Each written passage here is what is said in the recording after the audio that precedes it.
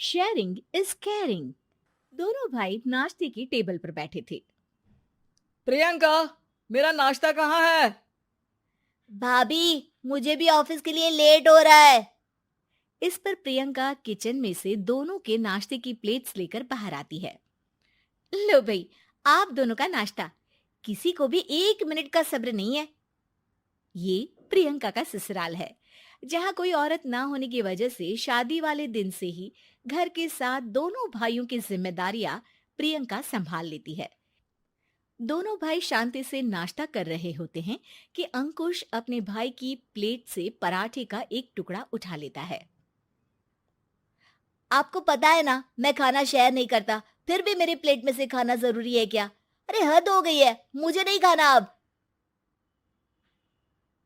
अंकुर गुस्से में नाश्ता छोड़कर टेबल से उठ खड़ा होता है। अरे, ये कैसा बिहेवियर है अंकुर? एक टुकड़ा ही तो है। एक हो या आधा, मुझे भूख लगी है तो ये सिर्फ मेरा ही है। उसे भी किसी के साथ शेयर करने बैठा तो भूखा नहीं रह जाऊंगा। अरे बाबा ठीक है, अब इस पर भी लड़ाई। दूसरा बना देती हूँ, पर प्लीज ऐसे खाना बीच में छोड़कर मत जाओ। इससे अन्न का अपमान होता है। ओ प्लीज भाभी, ऐसी कोई चीज होती ही नहीं है। आपके पास पैसे हैं, खरीदो और खाओ। अगर नहीं खाया जाए तो फेंक दो। अरे दुनिया में सब यही करते हैं। अंकुर बैग उठाकर ऑफिस के लिए चला जाता है, जिसके पीछे उसका बड़ा भाई मायूस सा घर में खड़ा रह जाता है। जिसने बचपन से सोने की चम्मच में खाया हो, उसे दुनिया के बारे में क्या पता होगा। वैसे गलती तो हमारी ही है। अगर कभी बचपन में ही सही गलत का फर्क सिखाया होता तो आज ये हाल नहीं होते। आप फिक्र क्यों करते हैं जी? भगवान है, वो जो भी करता है सबकी भलाई के लिए ही करता है। और जब वो चाहेंगे तो अपनी तरह से अंकुर भैया को भी सब कुछ सिखा देंगे। पत्नी की बात पर विश्वास कर अंकुश भी ऑफिस चला जाता है। सुबह से दोपहर होती है और अंकुर लंच करने ऑफिस के पास वाले रेस्टोरेंट में पहुंचता है, जहां वो एक साथ बहुत सारा खाना ऑर्डर कर देता है। सर, क्या कोई आपको ज्वाइन करने वाला है? नहीं तो क्यों? अब कुछ नहीं सर, ऐसे ही। वेटर चला जाता है और कुछ देर में अंकुर का ऑर्डर लेकर वापस आता है, जिस पर अंकुर सब डिशेस में से थोड़ा थोड़ा खाकर बाकी ऐसे ही छोड़कर बिल देकर चला जाता है। वाह भगवान, तेरी माया। कहीं कोई एक एक टुकड़े के लिए तरसता रहता है और ये 5 लोगों का खाना ऑर्डर करके एक का भी पूरा नहीं खाते। पैसे वालों की माया। वेटर टेबल साफ कर बचा हुआ सारा खाना लेकर रेस्टोरेंट के पीछे घूम रहे बच्चों के पास पहुंच जाता है, जिसे देख बच्चों के चेहरे खिल उठते हैं। वाह, आज इतना सारा खाना आया। थैंक यू भैया।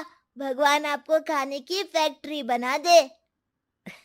अगर ये फैक्ट्री मेरी होती तो तुम लोगों को कभी किसी का झूठा बचा हुआ खाना नहीं खाना पड़ता। चलो तुम लोग खाओ, पर ध्यान रखो किसी को पता ना चले, नहीं तो मेरी नौकरी चली जाएगी। इसी के साथ दिन बीतता है और रात को दोनों भाई एक साथ घर पहुंचते हैं। कुछ देर में सब डिनर करने बैठते हैं, जहां अंकुश अंकुर को समझाने की कोशिश करता है। अंकुर, अगर हमें लाइफ में सब कुछ मिला है, इसका ये मतलब नहीं कि तुम उसका गलत फायदा उठाओ, बल्कि तुम्हें उसकी मदद से दूसरों को भी मदद करनी चाहिए। भैया, जिनके पास नहीं है उनकी वजह मैं तो नहीं ना। और ऐसे बहुत लोग हैं जिनके पास सब कुछ है। इसलिए अगर मैं एक इंसान कुछ नहीं करूंगा तो कोई फर्क नहीं पड़ने वाला। तुम्हारे भैया बस एक चीज समझाना चाहते हैं कि जिस चीज की हमारे पास कमी नहीं है, उसे बर्बाद करने से अच्छा है कि लोगों के साथ शेयर करें। इससे हम सिर्फ सामान नहीं, खुशियां भी बांटते हैं, और इसमें तुम्हारा ज्यादा कुछ तो जाएगा नहीं। भैया भाभी की बात सुन अंकुर कुछ बोले बिना उठकर चला जाता है। इसी तरह दिन बीतते रहते हैं, जिसमें अंकुश और प्रियंका कोशिश तो बहुत करते हैं, पर अंकुर पर किसी भी चीज का कोई असर नहीं पड़ता। एक दोपहर अंकुर सैंडविच खाते हुए सड़क के किनारे चल रहा होता है। तभी उसकी नजर आइसक्रीम वाले पर पड़ती है और वो सैंडविच सड़क किनारे फेंक आइसक्रीम खरीदने पहुंच जाता है। अब इसे कहते हैं जिंदगी का सुख। जैसे ही अंकुर आइसक्रीम लेकर पीछे मुड़ता है तो एक आदमी को सड़क से वही सैंडविच उठाते हुए देखता है। वो आदमी बहुत कमजोर, गरीब, जैसे बहुत दिनों से खाना ना खाया हो वैसा लग रहा था। अंकुर उसके पास जाकर खड़ा हो जाता है। उसे देखकर आदमी सैंडविच अंकुर की तरफ कर देता है। आपको भी खाना है क्या? क्या हम इसे आधा आधा कर ले? मुझे बहुत भूख लगी है। वो मेरा ही झूठा सैंडविच है। तुम दूसरा खरीद कर क्यों नहीं खा लेते? इसे क्यों खा रहे हो? अरे भैया, अगर खरीदने के पैसे होते तो 4 दिन से भूखा नहीं घूम रहा होता। हैं? क्या?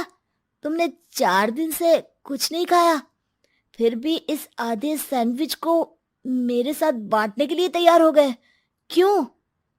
अरे भैया, पैसा नहीं है तो क्या हुआ, इंसानियत आज भी उतनी महंगी नहीं हुई, और ना ही उस पर अमीर गरीब का टैग लगा है जो हम उसे रख ना सके। पर अफसोस, आजकल लोगों के अंदर पोषण, खून या विटामिन से ज्यादा इंसानियत की कमी होने लगी है। आदमी की बातों से अंकुर को समझ में आ जाता है कि वो आज तक कितना गलत काम करता आ रहा था। इसके बाद से वो अपनी किसी के साथ शेयर नहीं करने और खाने को बर्बाद करने वाली आदत को छोड़ देता है।